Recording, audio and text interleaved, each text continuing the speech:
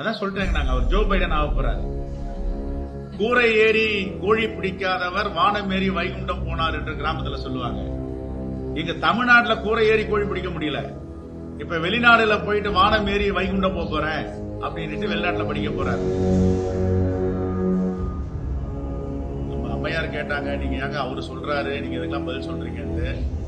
நாங்க அதெல்லாம் சொல்லாம இருந்தோம். காலையில கூட பத்திரிகையில பார்த்தேன், சோசியல் மீடியாலாம் பெரிய அளவுல ட்ரெண்ட் ஆயிட்டு இருக்கு. அண்ணாமலையோட சேர்ந்த சகா அவருக்கு நெருங்கியவர் இன்னைக்கு 267 கிலோ கோல்டை கடத்தி மாட்டியிருக்காருன்னு. இந்துக்கள் தானே, நான் தானே இப்ப பேசுறேன். இது அவரு யாரு? ராகுல் காந்தி யாரு சொல்லுங்க? அவர் ரசிகா. எதற்காக பாடுபட்டார்? ராமானுஜர் எதற்காக தன்னுடைய மனைவியை விவாகரத்து செய்தார்?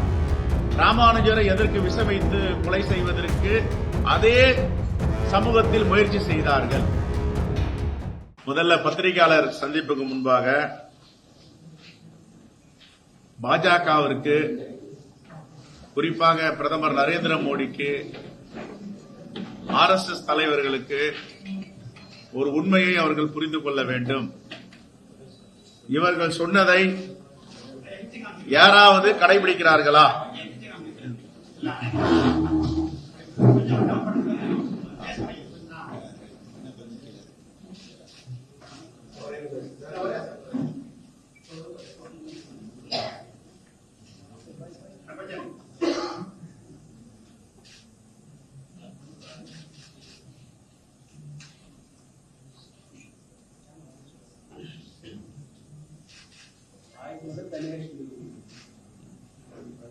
Right, okay okay, right. அடுத்தது நீங்க பாருங்க.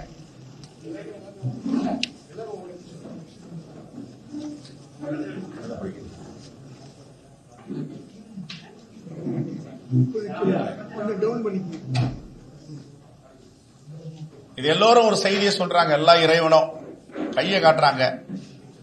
எதற்கு தன்னுடைய கையை அவர்கள் காட்டுகிறார்கள்? உடனே காங்கிரஸ் கை சின்னம்னுட்டு RSS கும்பல் ஒரு பக்கம் கூச்சல் போட்டு இருக்காங்க. இத நாங்க சொல்லியா சிவன் கையை காமிச்சாரு? நாங்க சொல்லியா முருகபெருமான் கையை காமிச்சாரு? நாங்க சொல்லியா இஸ்லாம் தலைவர்கள் 2 கையை வச்சுட்டு தொழுதுட்டு இருக்காங்க? நாங்க சொல்லியா CK பெருமான் அவர்கள் குருவாக ஏற்றுக்கொண்டிருக்கின்ற தலைவர் குருநாக் அவர்கள் கையை வச்சிட்டு இருக்காரு? இந்த கை என்பதற்கு எவ்வளவு பெரிய உண்மை, நேர்மை, அச்சமின்மை எல்லாம் இருக்கின்றத RSS BJP புரிஞ்சுக்கணும். இப்ப போ.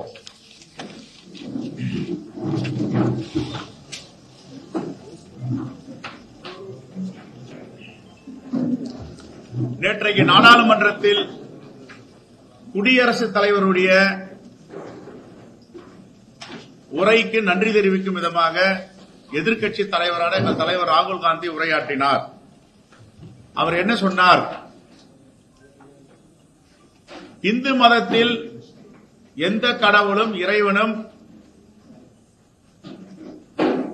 வெறுப்பை விதைக்கவில்லை, அன்பை விதைத்திருக்கிறார்கள், சகிப்புத்தன்மையோடு இருந்திருக்கிறார்கள் என்ற அவருடைய பேச்சை இட்டுக்கட்டி அதை அரசியலாக்கலாமா என்பதை பாஜகவுடைய ஒரு உச்சபட்ச அதிகாரத்தில் இருக்கின்ற பிரதமரும் உள்துறை அமைச்சரும் பேசியிருக்கிறார்கள். இதை வன்மையாக தமிழ்நாடு காங்கிரஸ் கமிட்டி கண்டிக்கிறது. உண்மையை பேசியிருக்கிறார்.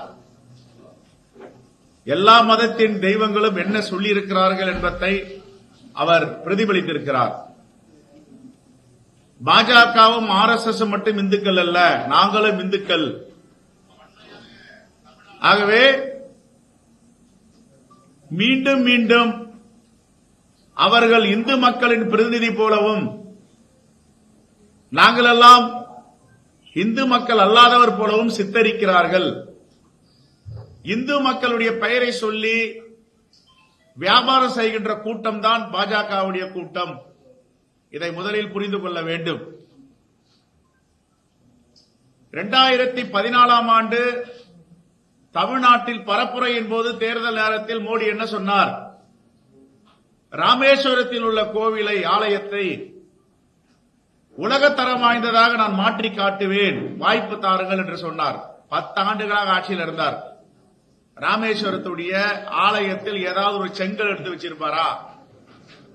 தமிழ்நாடு அரசின் அறநிலையத்துறையை 3 ஆண்டுகளாக தன்னுடைய பணிகளை செய்து வருகின்றன. இந்துக்களை தவறாக பாஜக பயன்படுத்துகிறது. நான் இந்து, காலையில என் தாய் தந்தை எங்களுடைய குலதெய்வத்தை நினைத்துக் கொண்டுதான் வெளியில வருகிற அந்த உலகத்தில் எல்லோரும் அமைதியாக வாழ வேண்டும், மனநிறைவோடு வாழ வேண்டும், சங்கடம் இல்லாமல் வாழ வேண்டும். ஒரு இந்துக்களும் அதான் ப்ரே பண்ணுவாங்க. ஆனா மோடி என்ன நினைக்கிறார்னா, இந்துக்களிடம் பிரிவினையை தூண்டலாம். எந்த காலத்திலும் ராமாயணமாகட்டும் மகாபாரதமாகட்டும் எந்த வேத நூல்களை படியுங்கள், எந்த மதத்திற்கு எதிராகவும் வெறுப்பு அரசியலை செய்ததில்லை. இதை முதலில் பாஜகவும் RSS புரிந்து கொள்ள வேண்டும். இவர்கள் இந்து மதத்தின் தலகர்த்தாக்கள் கிடையாது. இந்து மதத்தை சிதைப்பவர்கள் தான் பாஜகவை சார்ந்தவர்கள். எந்த இறைவனும் அந்த மதம் குறைவான மதம், சரியில்லாத மதம் என்று எந்த தெய்வமும் சொன்னதில்லை, எந்த நூல்களும் அதை சொல்லவில்லை. குறிப்பாக இந்துக்கள் கோவில்களில் திருவண்ணாமலை கல்வெட்டாகட்டும், தஞ்சாவூர் மாவட்டம் திருநாகேஸ்வரம் கல்வெட்டாகட்டும், இந்துக்களுக்கும் இஸ்லாமியர்களுக்கும் எவ்வளவு ஒற்றுமை இருக்கிறது என்று 1000 ஆண்டுகளுக்கு முன்பு கல்வெட்டுக்கள் எடுக்கப்பட்டிருக்கின்றன. இதையெல்லாம் பாஜகவினரும் RSS படிக்கணும். இன்னைக்கு ராமநாதபுரம் மாவட்டம் பரமக்குடியில ராமநாதபுரம் சமஸ்தானத்துக்கு உட்பட்ட ஒரு கோவில் இருக்கு. அந்த கோவில்ல 500 ஆண்டுகளுக்கு மேல் பச்சை கலரில் ஒரு உண்டியலும் மஞ்சள் கலரில் ஒரு உண்டியலும் இருக்கிறார்கள். இஸ்லாமியர்கள் இந்து தெய்வத்தை வணங்கிவிட்டு அவர்கள் மதத்தின் சார்பாக காணிக்கை செலுத்துகிறார்கள். இதெல்லாம் போய் அண்ணாமலையும் மோடியும் அமித்ஷாவும் போய் பார்த்துட்டு வரணும். இந்து முஸ்லீம் ஒற்றுமை எவ்வளவு மேலோங்கி இருந்திருக்கு இந்த நாட்டில், இந்த தேசத்தில், இந்த மண்ணில். திருச்சி ஸ்ரீரங்கம் கோவில்ல போயிட்டு பாருங்க. துலுக்கநாச்சியாரை வழிபட்டுட்டு தான் ரங்கநாதரை பார்க்க முடியும், ராமானுஜரை பார்க்க முடியும். அப்ப இந்துக்கள் இஸ்லாமியருடைய ஒற்றுமை எவ்வளவு ஓங்கிருக்கு. யாரும் வெறுப்பு அரசியல் பண்ணல பாஜக RSS மாதிரி. ஐயப்பன் கோவிலுக்கு சபரிமலைக்கு போனோம்னா முதலில் வாவர் சாமியை தொழுது விட்டு பேட்டை சொல்லிவிட்டுதான் சபரிமலை ஐயப்பனையே பார்க்க வேண்டும்.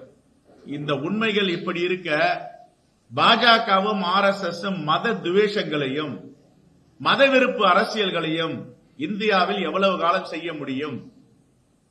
ஆகவே தமிழ்நாடு சட்டப்பேரவையில் நான் ஆற்றிய உரையில மாண்புமிகு முதலமைச்சரிடம் வேண்டுகோள் வைத்திருக்கிறேன். இந்து முஸ்லீம் ஒற்றுமை, இந்து முஸ்லீம் இணக்கம் தமிழ்நாட்டில் 1000 ஆண்டுகளாக எப்படி வேரூன்றி இருந்தது, இதை வட மாநிலங்களுக்கு புத்தகமாக நீங்கள் போட்டு அனுப்ப வேண்டும். ஒரு கும்பல் மத ரீதியாக பிளவுபடுத்தி குளிர்காயலாம், அதிகாரத்தை பிடிக்கலாம் என்று நினைத்துக் கொண்டிருக்கிறது. எங்கள் தலைவர் ராகுல் காந்தி அவர்கள் நேற்றைய உரையில தெளிவாக சொல்லியிருக்கிறார், எங்களுக்கு அதிகார பசி இல்லை, இந்த நாட்டில் அன்பை விதைக்க வேண்டும், நாங்கள் எதிர்க்கட்சியாக இருந்தாலும் மகிழ்ச்சியாக இருக்கிறோம், ஆகவே நீங்கள் மகிழ்ச்சியாக இருக்கிறீர்களா என்று கேட்டிருக்கிறார். அதே போன்று ஒரு பாராளுமன்ற உறுப்பினர் உரையாற்றும் பொழுது பிப்ரவரி மாதம், இதெல்லாம் 1000 ஆண்டுகள் 100 ஆண்டுகளுக்கு முன்புலாம் இல்ல, கடந்த பிப்ரவரி மாதம் ஒரு நாடாளுமன்ற உறுப்பினர் உரையாற்றார். அவர் பேர் CP ஜோஷி, ராஜஸ்தான் மாநிலத்தை சார்ந்தவர்.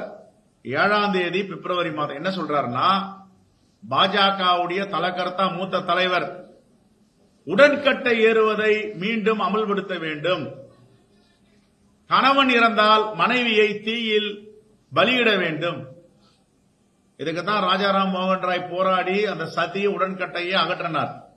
பாஜக மீண்டும் கொண்டு வர வேண்டும் என்று நாடாளுமன்றத்தில் அவர் பேசியிருக்கிறார். 2ஆம் தேதி 7ஆம் தேதி பிப்ரவரி மாதம் இதே ஆண்டு. இதற்கெல்லாம் பாஜக தமிழ்நாட்டை சார்ந்த தலைவர்கள் பதில் சொல்லுவார்களா? சரி, இது ராஜஸ்தான்கார் சொல்லிட்டார். தமிழ்நாட்டில் நம்முடைய PTR பழனிவேல்ராஜன் நிதித்துறை அமைச்சரா இப்போ தொழில்நுட்பத்துறை அமைச்சரா இருக்கார், ஐடி அமைச்சரா. அவருடைய தாயாரை மீனாட்சி அம்மன் கோவிலுக்கு அறங்காவலர் குழு தலைவராக நியமித்தார்கள். நீதிமன்றத்தில் அவரை நியமிக்க கூடாது, அவர் பூவும் பொட்டுமாக இல்லை என்று நீதிமன்றத்தை அணுகியவர்கள் யார்? இதெல்லாம் எவ்வளவு பெரிய அபத்தம், அநியாயம். இந்த தமிழ்நாட்டு மண்ணில் வடமாநிலங்கள் இருந்து இப்ப தமிழ்நாட்டு மண்ணுக்கு பாஜக RSS இதை கொண்டு வராங்க. ஆகவே இதை வன்மையாக கண்டிக்கிறோம். இந்த போக்கை எல்லாம் அவர்கள் கைவிட வேண்டும். ஆகவே தான் என்னுடைய தலைவர், இந்த தேசம் என்பது எல்லோருக்குமான தேசம், அரசியலமைப்பு சட்டம் எழுதியது எல்லோருக்குமானது என்று நேற்று நாடாளுமன்றத்தில் உரையாற்றி இருக்கிறார். அதை திரித்து ஏதாவது அரசியல் செய்ய முடியுமா என்று துடித்துக் கொண்டிருக்கிறார்கள். ஒருபோதும் இந்த தேசத்துடைய மக்கள் RSS சொல்வதையும் பாஜக சொல்வதையும் ஏகபோக குத்தகைதாரர்கள் இந்து மக்களுக்கு இல்லை என்பதை இந்த தேர்தல் முடிவில் அவர்கள் தெரிவித்திருக்கிறார்கள். இனி வரும் காலங்களில் இப்படிப்பட்ட மலிவான அரசியலை பாஜக தலைவர்கள் செய்யக்கூடாது என்று காங்கிரஸ் கமிட்டியின் சார்பாக இந்த கண்டனத்தை நாங்கள் பதிவு பண்ணுவோம். பெரியார் பல்கலைக்கழகம், இது டெல்லியை பத்தி பேசணும் நாடாளுமன்றத்தில். இங்க ஒருத்தர் உட்கார்ந்து இருக்கார், ஆளுநர். பெரியார் பல்கலைக்கழகத்தில் துணைவேந்தர் மேல பல வழக்குகள் ஜெகநாதன் மேல போட்டிருக்கு. வழக்குகள் போட்டு பிணையில வந்திருக்கார். தமிழ்நாடு அரசை எதையும் ஆலோசனை கேட்காமல், கலந்தோசிக்காமல் அவருக்கு மீண்டும் அவருடைய பணியை நீடித்துக் கொடுத்திருக்கிறார். இது வன்மையாக காங்கிரஸ் பேரியக்கம் கண்டிக்கிறது. தமிழ்நாட்டுடைய அதிகாரத்தில் ஏகபோக மக்கள், பெருவாரியான மக்கள் வாக்களித்து ஒரு நிலையான ஆட்சியை தமிழ்நாட்டில் நடத்த வேண்டும் என்று தீர்ப்பளித்திருக்கிறார்கள். ஆட்சிக்கும் மதிப்பளிக்காமல், அரசியலமைப்பு சட்டத்திற்கும் மதிப்பளிக்காமல் ஆளுநர் ரவி அவர்கள் இப்படிப்பட்ட ஜனநாயகத்திற்கு எதிரான போக்கை கடைபிடிப்பதை காங்கிரஸ் பேரியக்கம் வன்மையாக கண்டிக்கிறது. அவர் தொடர்ந்து செய்து கொண்டிருக்கிறார். தமிழ்நாட்டு மக்கள் எல்லாம் மிகவும் கண்டித்திருக்கிறார்கள். அதே போன்று இன்று அண்ணா பல்கலைக்கழகத்தில் உயர்கல்வித்துறை அமைச்சர் இல்லாமல் அங்கே பட்டமளிப்பு விழா நடந்து கொண்டிருக்கிறது. இதெல்லாம் ஆளுநருக்கு அழகல்ல. அரசியலமைப்பு சட்டத்தை தொடர்ந்து சிதைக்க வேண்டாம். ஏற்கனவே இந்திய தேச மக்கள் உங்களுக்கு குட்டு வைத்திருக்கிறார்கள். மீண்டும் மீண்டும் அவை தவறை செய்யக்கூடாது. இந்த தவறுகளை மாற்றிக்கொள்ள வேண்டும். இப்படிப்பட்ட செயலை காங்கிரஸ் பேரியக்கம் வன்மையாக கண்டிக்கிறது.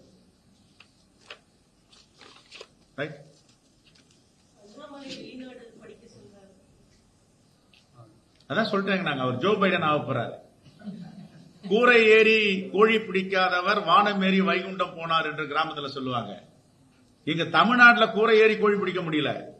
இப்ப வெளிநாடுல போயிட்டு வானம் ஏறி வைகுண்டம் போறேன் அப்படின்ட்டு வெளிநாட்டுல படிக்க போறார்.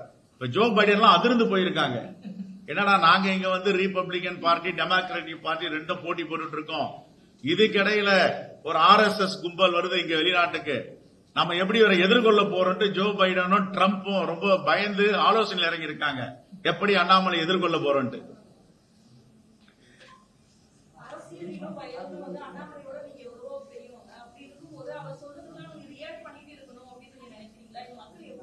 நாங்க ரியாக்ட் பண்ணலங்க. நாங்க எதையுமே நான் தான் சொன்னேன் நேற்றுக்கு. நான் தமிழனாக இருந்தாலும் காவிரி பிரச்சனையில் கன்னட நாடாக இருப்பேன், கன்னட மக்களுக்கு உறுதுணையாக இருப்பேன் சொன்னார். நாங்க எங்கேயாவது ஒரு இடத்துல பேசியிருக்கோமா? பேசவே இல்லை.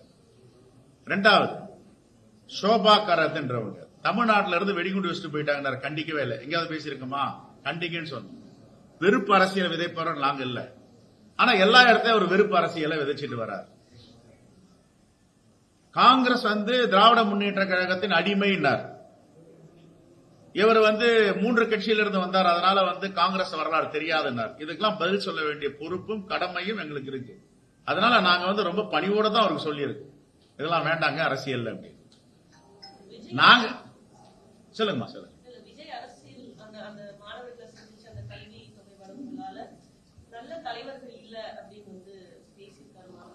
இல்ல, அவருடைய கருத்தை அவர் சொல்லியிருக்கார். எங்க கருத்தை சொன்னோம். நல்ல தலைவர்கள் இருக்க வச்சுதான் நல்ல ஆட்சி தமிழ்நாட்டில் நடந்து கொண்டு இருக்கிறது சொல்லியிருக்கோம். அவருடைய கருத்து, அது அவருடைய கருத்து சுதந்திரம், அவர் பேசலாம். அதுக்கு நாங்க எதுவும் மறுப்பு தெரிவிக்க விரும்பவில்லை.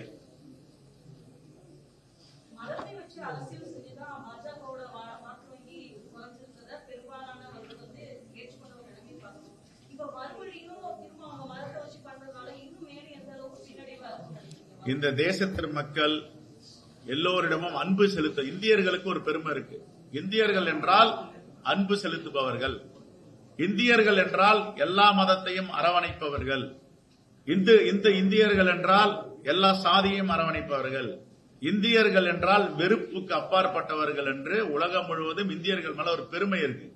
அந்த பெருமையை சீர்குலைப்பதற்காக குறுகிய கண்ணோட்டத்தோடு மத அரசியலை கையில் எடுத்து செய்திருந்தார்கள். இப்போது அந்த மத அரசியல் தோல்வி அடைந்திருக்கிறது. சென்னை விமான நிலையத்தில் 267 கிலோ தங்கம் பறிமுதல் செய்யப்பட்டிருக்கு. இது குறித்து நிறைய பேர் சோதனை செஞ்சுட்டு வராங்க, கஸ்டம்ஸ் அபிஷியல்ஸ். அதுல ஒருத்தர் அண்ணாமலையோட பாஜக காரியகர்த்தா அண்ணாமலை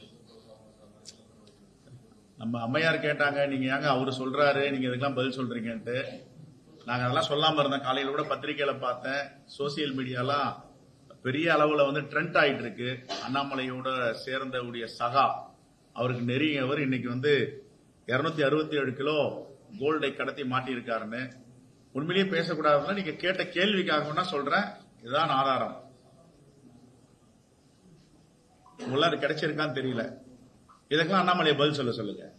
எதுக்கு பதில் சொல்லாம போயிட்டு யார் யாருக்கு அடிமைன்னு சொல்லிட்டு இருக்காரு அவரு?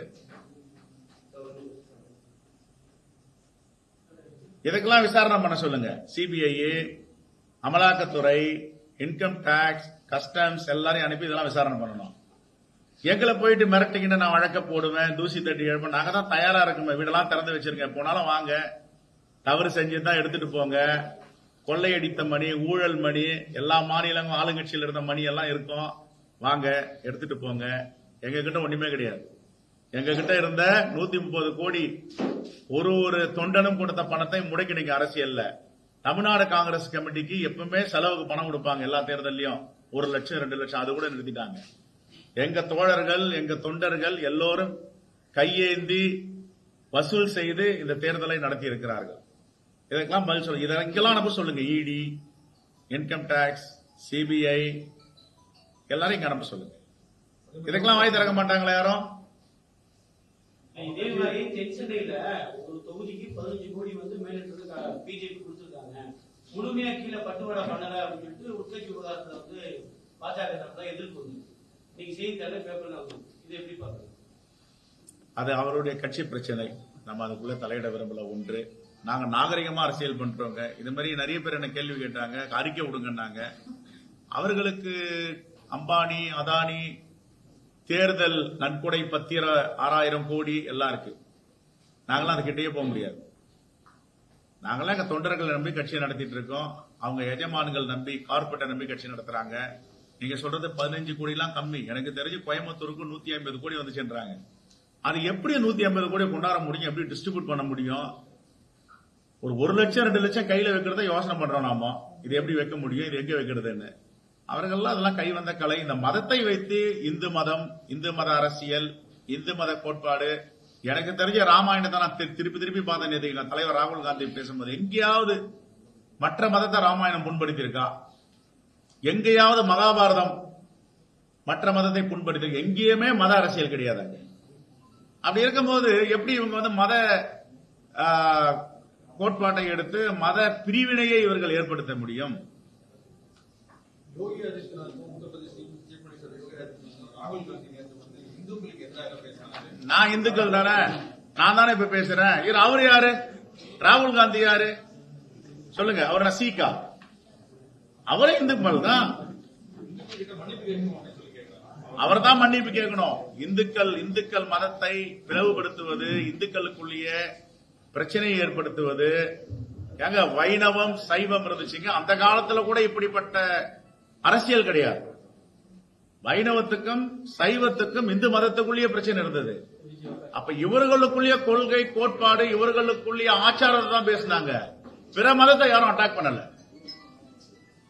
ஃபர்ஸ்ட் பாஜக RSS சார்ந்தவங்க ராமானுஜரை படிக்கணும்.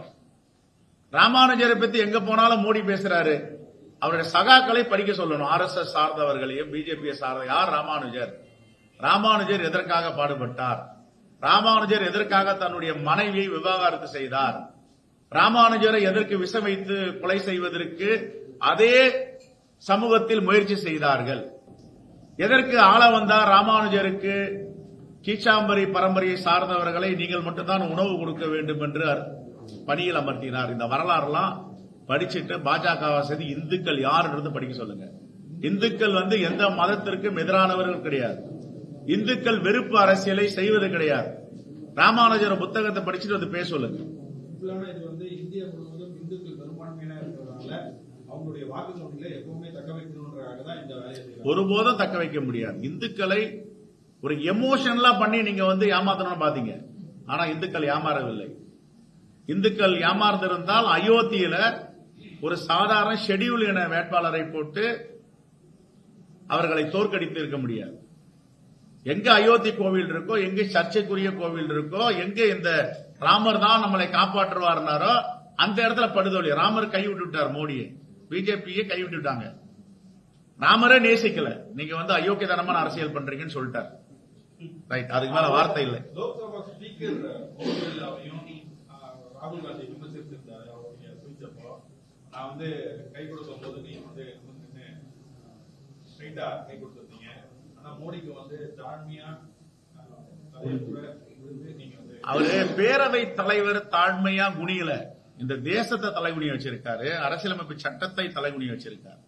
ஒரு பேரவை தலைவர், எங்க அப்பாவு இருக்கார் பேரவை தலைவர், மாண்புமிகு அப்பாவு நிமிர்ந்து மிடுக்கா வரார். முதலமைச்சரோட கை கூட நிமிர்ந்து கொடுக்கிறார். எங்கேயாவது நம்ம சட்டப்பேரவை தலைவர் அப்பா அவர்கள் குனிஞ்சு கை கொடுத்திருக்காரு? ஒரு படத்தை கட்ட சொல்லுங்க பாப்பா. அண்ணாமலைய, மோடிய. இங்க என்ன ஆட்சி நடக்குது, அங்க என்ன ஆட்சி நடக்குது? அப்ப நீங்க பாராளுமன்றத்துடைய சபாநாயகரை தலைகுனிய வைக்கவில்லை, அரசியலமைப்பு சட்டத்தையும் ஜனநாயகத்தையும் இந்த தேசத்தையும் மோடி தலைகுனிய வைத்திருக்கிறார். இதுதான் இந்துத்துவா.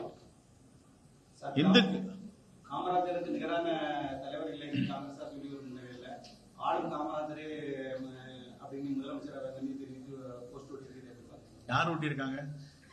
சத்தியமூர்த்தி பவன் ஒட்டிக்கிறது யார்? என்ன எங்க காங்கிரஸ் கட்சி? யாரோ ஒரு நிர்வாகி பேரை சொல்லுங்க. அவர் எந்த பொறுப்புலையும் இல்ல. எனக்கு தெரியல, நான் இப்ப முதல் முறையா தகவல் வந்திருக்கு, நான் பாக்குறேன். என்னங்க நான் பாக்குறேன். ஒரு முரண்பாடும் கிடையாது. எங்க முரண்பாடு இருக்கு? ஏங்க அது ஒரு இடத்துல ஜனநாயக நாட்டுல யாரெல்லாம் போட்டிடலாம், அதெல்லாம் மாற்று கருத்து இருக்கு. இப்ப வெஸ்ட் பெங்கால் திமுக ஆட்சி தான் காங்கிரஸ் காமராஜர் ஆட்சி. நான் தான் சொல்றேங்க, காங்கிரஸ் பேரியக்கம் என்பது மிகப்பெரிய ஜனநாயக கட்சி, சமுத்திரம் போன்றது. அங்கங்க கொஞ்சம் அலையெல்லாம் அடிக்கும். சொல்றது கேளுங்க, அலை பிறகு ஓய்ந்திடும். இந்த சமுத்திரம் மிகப்பெரிய சமுத்திரம், அது அலை இல்லாம இருக்குமா? இப்ப ஒன்று சொல்றீங்க, ஏதோ ஒரு வால் போஸ்ட் வந்திருக்குன்னா சின்ன சின்ன இப்படி எல்லாம் இருக்கும். கருத்துரிமை, பேச்சுரிமை, எழுத்துரிமை, சண்டை போட்டுக்கிற உரிமை எல்லாம் எங்க கட்சியில தான், வேற எந்த கட்சியிலும் கிடையாது. இது ஜனநாயகம் என்பது முழுமையான ஜனநாயகம் எங்க கட்சியில தான். ஆட்சி காமராஜர் ஆட்சின்னு சொல்றாங்க. காமராஜர் ஆட்சியில கள்ளச்சாராய மரணங்கள் தான் நடந்திருக்குமா அப்படின்னு வாய்ப்பு இருக்குமா? நெல்லாட்சி எங்கெங்க நடக்கிறதோ அதெல்லாம் பெருந்தலைவர் காமராஜருடைய ஆட்சி தான். கள்ளச்சாராயத்தை வைத்து நீங்க ஒரு முடிவுக்கு வர முடியாது. காந்தி பிறந்த மண் குஜராத்தில், காந்தி பிறந்த மாவட்டத்திலேயே ஆயிரக்கணக்கான மக்கள் மோடி முதலமைச்சராக இருக்கும் போது கள்ளச்சாராயத்தில் இருந்திருக்கிறார்கள். இதுக்கெல்லாம் நம்ம தலைகுனிய வேண்டியது. அதே மாதிரி ஜவஹர்லால் நேரு பிறந்த மண் உத்தரப்பிரதேசம். யோகியோடைய ஆட்சியில பல நூறு பேர்கள், 1000 பேர்கள் கள்ளச்சாராயத்தில் இறந்திருக்காங்க. இந்த எப்படி குற்றங்களை தடுக்க வேண்டும், ஆனால் தொடர்ந்து குற்றங்கள் நடந்து கொண்டிருக்கிறதோ கள்ளச்சாராயத்தை முழுமையாக ஒழிக்க வேண்டும். மாண்பு முதலமைச்சர் ஓடி உழையாமல் நான் தொலைபேசி வாயிலாக கேள்வி கேட்பட்டேன், தொலைக்காட்சி வாயிலாக தெரிஞ்சு கொண்டேன்னு சொல்லாம நேர்மையா தவறுதான் நடந்திருக்கு, நடவடிக்கை எடுக்கிறோம், சிறப்பு ஆணையத்தை நியமித்திருக்கிறோம். நீதியரசர், ஓய்வு பெற்ற நீதியரசர் கோகுல்தாஸ் தலைமையில் ஒரு ஆணையம், உடனே டிஜிபி உள்துறை அமைச்சரை அனுப்பி அங்க 2 நாட்களுக்குள் அறிக்கை, இறந்த மக்களுக்கு இழப்பீடு, இதெல்லாம் செஞ்சிருக்காங்க. இல்ல சொல்ல, ஆனா இதை கடந்து நம்ம போயிட முடியாது. இது மிகப்பெரிய தலைகுனிவு தான், அதுல மாற்றுக்கிறது கிடையாது. அவரே ஒத்துக்கிறார், தவறுதான், நடவடிக்கை எடுத்திருக்கேன். யார் பேசியிருக்காங்க சார்? இப்பதானே சொல்றீங்க, நான் கேட்கிறேன். அதான் சொல்றேன், இது இங்க இந்த கட்சியில கருத்து சுதந்திரம் உண்டு. அவரு இப்ப உங்க கருத்தை சொல்றீங்கல்ல, அவர் கருத்தை சொல்லியிருக்காரு. மக்கள் முடிவுக்கு வருவாங்க. உங்க கருத்து சரிதானா? உங்களுக்கு அது எப்படி தோணுது? என்னுடைய கருத்து என்ன பொறுத்த வரைக்கும் காங்கிரஸ் கட்சி தொண்டர்கள் ஒருவருக்கும் பெருந்தலைவர் காமராஜர் ஆட்சி அமைக்க வேண்டியது. அதான் மாற்று கருத்து இருக்கு. ஓம்னு ஒரு இந்துக்கள் நாங்க சொல்றோம்னா ஒவ்வொருத்தருக்கும் ஒரு தாரக மந்திரம். காங்கிரஸ் கட்சியுடைய தாரக மந்திரம் பெருந்தலைவர் காமராஜருடைய ஆட்சி. அதுல ஒருபோதும் அது கேட்கல. திமுக ஆட்சியிடம் ஒப்பிடுவது சரிதானா? நல்லாட்சி நடக்கிறது. நல்லாட்சியே பெருந்தலைவர் காமராஜர் ஆட்சின்னு சொல்றாங்க. நீங்க இப்ப கள்ளக்குறிச்சி மட்டும் எடுத்துக்கிறீங்க. காலை உணவு திட்டத்தை பேசுங்க,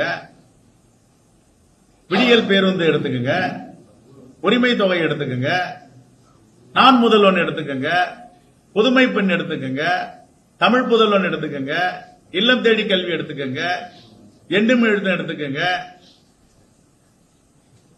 மக்களை தேடி மருத்துவம் எடுத்துக்கங்க. நிறைய இருக்கு. இதெல்லாம் பேசுங்க. நல்லதே. ஒரு கெடுதல் நடந்து விட்டு தான் வருத்தப்படுறோம். அதான் முதலமைச்சரே சொல்றாரு, இது வருத்தப்பட வேண்டிய விஷயம், இதை நடவடிக்கை எடுக்கிற, இதை கடந்து யாரும் போக முடியாது, தார்மீக பொறுப்பை ஏற்று அவர்கள் மீது நடவடிக்கை எடுத்திருக்குன்னு சொல்றாரு. அதுக்கு மேல இதை பிடிச்சி நம்ம அரசியல் பண்றதுக்கு என்ன இருக்கு? ஓகே. ராகுல் காந்தி கேபிட்டல் ஸ்பீச் பேசுற அந்த லைன்ஸ் எல்லாம் வெட்டப்பட்டிருக்கு, அது துண்டிக்கப்பட்டிருக்கு. இல்ல ஏற்கனவே நாடாளுமன்றத்தில் தலைவர் ராகுல் காந்தி எதிர்க்கட்சி தலைவருடைய மைக்கை அணைத்திருக்கிறார்கள். அதே போன்று மாநிலங்களவையில மல்லிகார்ஜுன கார்கே அவர்கள் பேசியது அணைத்திருக்கிறார்கள். இதெல்லாம் ஜனநாயகமா? இதை பத்தி எல்லாம் யாருமே பேச மாட்டீங்க. இதுதான் ஜனநாயகம். ஜனநாயக நாட்டில் யாருன்னா ஒரு எதிர்க்கட்சி ஆப்போசிஷன் லீடர் பேசும்போது, எல்ஓபி பேசும்போது மைக் அணைப்பாங்களா? அப்புறம் வேற வெட்டி இருக்காங்க பேச்செல்லாம், அவை குறிப்பில் நீக்கிறோம் அப்படின்ட்டு. அவை குறிப்பில் நீக்கிற அளவுக்கு இன்னும் அது தகாத வார்த்தைகள், தேசத்திற்கு எதிரான வார்த்தைகள். ஓகே. நாளை முதல் நாங்கள் சுற்றுப்பயணத்தை மேற்கொள்ள இருக்கிறோம். நாளை மதியத்திலிருந்து இரவு வரை விக்கிரவாண்டியில தேர்தல் பிரச்சாரத்தில் அன்னியூர் சிவா அவர்களுக்கு பரப்புரை செய்ய இருக்கிறோம். காலையில் இங்கிருந்து புறப்பட்டு மதியத்திலிருந்து இரவு வரை அரியூர், வெங்காடு, வாழப்பட்டு, சித்தாமூர், அதே போன்று நாளை மறுநாள் காங்கிரஸ் பேரியக்கத்தின் மாவட்ட செயற்குழு கூட்டம், செயல் வீரர்கள் கூட்டம் கடலூர் தெற்கு மாவட்டத்தில் வியாழக்கிழமை காலை 10 மணிக்கு, மாலை 4 மணிக்கு பெரம்பலூர் மாவட்டம், வெள்ளிக்கிழமை 5ஆம் தேதி அரியலூர் மாவட்டம் காலை, மாலை தஞ்சாவூர் மாவட்டம். இந்த மாவட்டங்கள் எல்லாம் சுற்றுப்பயணம் வாரத்திற்கு ஒரு 8 ரெவென்யூ மாவட்டம் என்று முடிவு செய்திருக்கிறோம். இன்னும் 10 நாட்களில் இதை முடித்துவிட்டு ஒரு ஆய்வுக் கூட்டம் நடத்த இருக்கிறோம். அவர்களுக்கு பொறுப்பாளர்களை நியமிக்க இருக்கிறோம். பாத யாத்திரை எப்படி மேற்கொள்வது என்பதை பற்றி இன்னும் வெகு விரைவில் ஓரிரு நாட்களில் ஒரு குழுக்களை அமைக்க இருக்கிறோம். நன்றி, வணக்கம்.